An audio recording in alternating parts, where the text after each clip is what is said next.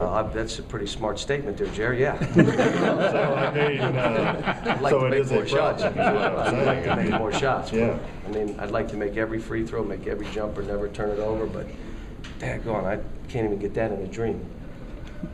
How have they responded after, the game at Tennessee? Good. They've been good. They've been good. We made the practices a little more intense, changed some things around to shake it up a little bit. But again, I mean, this is an end-all game for us. This is the next one. You could get dinged here, and I said it early in the year. You could get dinged. It's all about March. It's about coming back and making sure when that thing starts in 2 weeks, you're ready to go, and you're in a great frame of mind. So if you're going to go through any spells, or you're going to go through any lapses, or you're going to go through anything, you do it now. You do it right now, and you learn. The issue will be, did we learn? If we get outworked, if they beat us to 50-50 balls, if we break down and stop defensively, if we're shooting fadeaways and we're not tough around the rim, then we didn't learn. Then we need to take another loss. And then we go into the game Sunday. And if they beat us to every ball, if we get outworked and out-hustled, we better learn in the tournament in Nashville. Because at some point, you got to understand, either you're under attack or they're under attack. That's how it is. Either you're under attack, you're in the first huddle like we're under attack here. Or they're in their huddle saying, boys, we're under attack. Come on, bow your neck, let's go. We were under attack up there. It was no strategy. It was 5 guys came at us like pit bulls, and we yelped. Yep, yep, yep, yep, yep. That's what we did. And we had every excuse, but that's what happened. And then after we settled it down and they held the ball, we could catch our breath and hold the ball so we could get back into it. It was, a touch and go. And then the second half started, and they were pit bulls, and we started yelping again. And then they held the ball, and we got back in the game. And then late in the game, we break down, we try to take a steal. Instead of bringing the ball in with 2 hands, we get a ball and we try to bounce it with 1 hand, like the other guy's not playing. No, the other guy's playing for his life. He thinks he's going to die if they lose. You, my man, are thinking about ice cream on the bus after the game. I mean, that's the stuff that happened those last 2 minutes. So.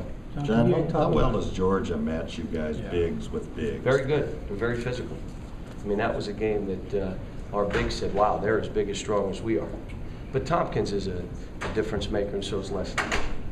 Their point guard is as good as we have in the league in controlling the game and doing what they're doing. And under the circumstances, the way they played, I got to give Mark Fox credit. I said early on, they're one of the most underrated teams, and this guy's doing as good a job as anybody in our league. And I come back and say the same thing as I watch their team now, because we haven't seen him in, it seems like 5 months. So I've watched the tape a couple times, and I've watched their last 3 or 4 games, and I'm like, wow. What do you see improvement-wise? They're really more disciplined than they were the last time, and that's what happens when you're coaching and you're challenging them, and you're making them play the way you want them to play, and they play it for 40 minutes. There's not a breakdown. They're not going to go off on their own. Here's how we play, and we're doing it for 40. If you're good enough to beat us that way, fine. You come in this building, we don't lose many here.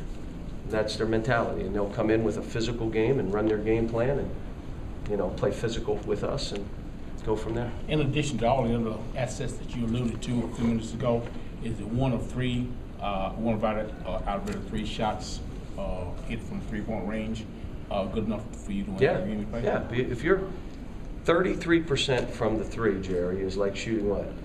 50. Good job. I just had to see. Because the last question was so dumb, I wanted to ask. I'll work on it. Okay. But it's 50% from the floor. The issue becomes, you got some guys, and again, it's not 1 or 2. We've put a lot of pressure on our 3-man, whoever that may be. Well, the other guy's got to make shots too now, because it takes it off. But wait a minute. You got to play better so we get a gap inside. You play.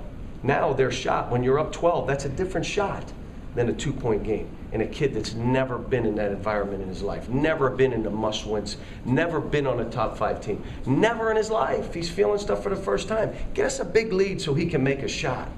I mean, it's not one guy. I mean, it's all of us and how we're playing.